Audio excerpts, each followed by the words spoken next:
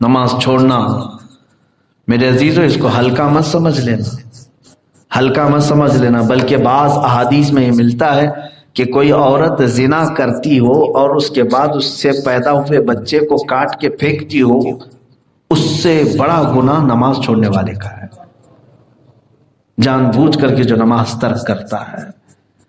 تو یہ کبیرہ گناہوں میں سے ہے، کبیرہ گناہوں میں سے۔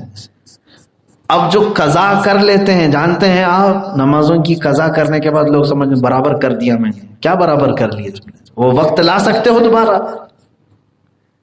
قضا کرنے والے کے لیے حکم کیا ہے جانتے ہیں آپ؟ فجر آپ کی چھوٹی اور اس کے بعد پھر آپ نے اب عشاء کے وقت اس کو پڑھ لیا، قضا پوری کر لی، ادا کر لیا، تو فرمایا گیا کہ وہ 2 رکعت کی قضا کرنے کے بعد توبہ الگ سے کرو اللہ کی بارگاہ، توبہ کرو کہ وہ وقت کو تم نے جو ضائع کیا، یہ تو خالی تم نے 2 رکعت برابر کیا، اب اللہ جو ناراض تھا اس کو کون منا رہا ہے؟ تو کیا تم برابر کھانا پوری کر رہے ہو؟ فل ان دا بلینک جو ہوتا ہے کہ یہاں سے اٹھا کے اتنا بھر دیا، نہیں، تم نے اللہ کے آرڈر کو ہلکے میں لیا اور سو کے گزار دیا۔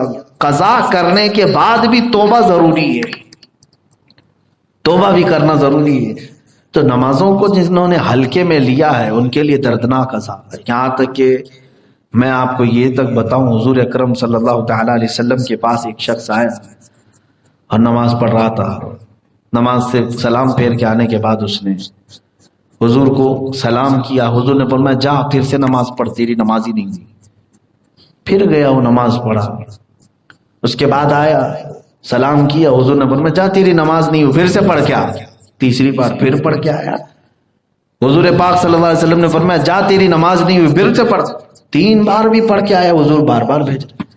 تو اس نے کہا میرے آقا میرے سے جتنا ہو سکتا ہے میں اسی انداز سے پڑھ رہا ہوں، میری طاقت کے مطابق، اب آپ ہی مجھے سکھائیں کہ کیسے پڑھوں۔ کیونکہ وہ بندہ جو نماز پڑھ رہا تھا، جس کو کہتے ہیں کھٹا کھٹ نماز ادا کرنا، کھڑا ہوا رکوع میں گیا، رکوع سے اٹھا پھر سجدے میں گیا، سجدے سے اٹھا، تسبیح بھی صحیح سے نہیں پڑھ رہا ہے سیدھے۔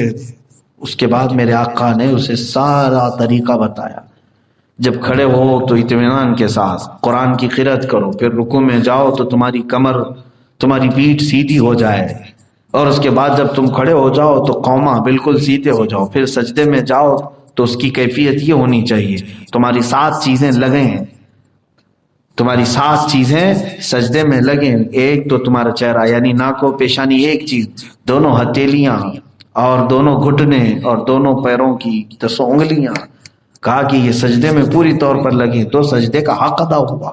پھر 2 سجدوں کے بیچ میں اپنی کمر سیدھی کر کے، پیٹھ سیدھی کر کے بیٹھو۔ تب میرے آقا صلی اللہ علیہ وسلم نے پوری نماز کا طریقہ بتایا۔ اخیر میں ایک صحابی بیان کرتے ہیں، حضور نے فرمایا جو اس طرح کی نماز پڑھتا انتقال کر گیا، کون سی؟ مرغے کی چونچ والی۔ حدیث میں یہی کہا گیا ہے کہ جو اس طرح سے کھٹا کھٹ نماز پڑھ رہا ہے تو اس کو کہا گیا کہ کیا تو دانے چگ رہا ہے جیسے مرغا ٹھونک سے دانے چگتا رہتا ہے، سجدے پہ سجدے، سجدے پہ سجدے اس طرح سے کر رہا ہے۔ تو حضرت ابو سعید خدری رضی اللہ تعالیٰ، حذیفہ بن یمان رضی اللہ تعالیٰ نے فرماتے میں نے رسول پاک سے سنا جو اس طرح کی نماز پڑھتے پڑھتے مر گیا، حضور فرماتے ہیں وہ دین محمدی پہ نہیں مرے گا۔ آج میں پڑھا تو مجھے بھی شوق ہوا کہ اتنا ہی سخت وعید حضور کی ہے۔ نمازوں میں اگر جلد بازی کر کے بھاگ گیا تو اس کے بارے میں وعید ہے کہ وہ دین محمدی پہ نہیں مرے گا، جو پورا ہی چھوڑ کے بیٹھا ہے اس کے لیے کتنی سخت وعید ہے۔ میرے عزیزو یہ کبیرہ گناہ ہے، ترک نماز کبیرہ گناہ ہے جس کو لوگ ہلکے میں لیے ہوئے ہیں۔ اور رسول پاک صلی اللہ تعالی علیہ وسلم نے ارشاد فرمایا کہ جس کی نمازیں درست ہو گئیں تو قبر میں اس کے سارے اعمال ہلکے ہو جائیں گے، آسان ہو جائیں گے، اور جو پھنس گیا تو نمازوں میں ہی پھنسے گا، نمازوں میں ہی پھنسے گا۔ اکثر جو ہے اسی میں پھنستے ہیں، اسی لیے فارسی کا ایک مشہور شعر ہے، روز محشر کے جان گداز بوت اولی پرسش کے نماز بوت۔ قیامت کا میدان جان پگھلا دینے والا ہوگا، لیکن سب سے پہلا سوال تمہیں نماز کے بارے میں ہوگا، اور اس میں جو اٹک گیا تو کئی سو سال تک کھڑا رہ جائے گا، کیونکہ نمازیں اتنی باقی ہیں.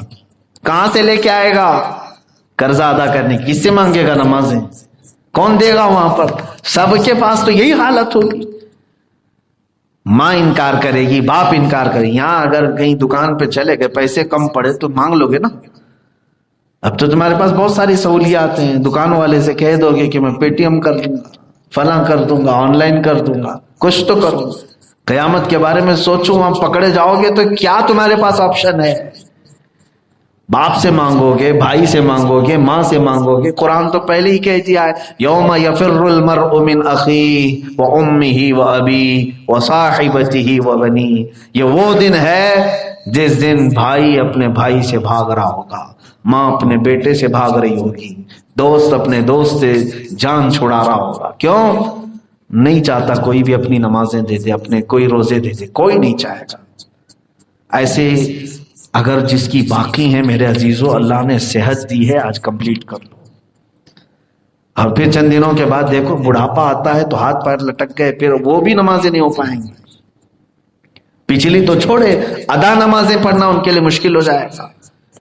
جوانوں کو اپنی کم نمازیں کمپلیٹ کرنی چاہیے. تو میں تو یہ سمجھتا ہوں 1000 بار تسبیح پڑھنے سے بہتر ہے کہ اپنی پچھلی نمازیں صحیح کر لو. نفل نمازوں پہ نمازیں پڑھنے کے لیے کچھ لوگ کھڑے رہتے ہیں، سنت غیر مؤکدہ، ان کی جگہ پر تم قضا نمازیں پڑھ لو. جو تمہاری زندگی کی چھوٹی ہوئی ہیں اس کو پورا کر لو. اس لیے کہ میں ڈراتا ہوں تمہیں، یہ بہت سخت معاملہ ہے، بہت سخت معاملہ ہے. اور اس میں اگر نہیں بچو گے تو پھر قیامت کے دن تمہارے پاس آپشن تو کوئی نہیں رہے گا. پتہ نہیں کتنے 100 سال کھڑا ہونا پڑے، کتنے 1000 سال، وہ 50,000 سال کے برابر کا دن ہے.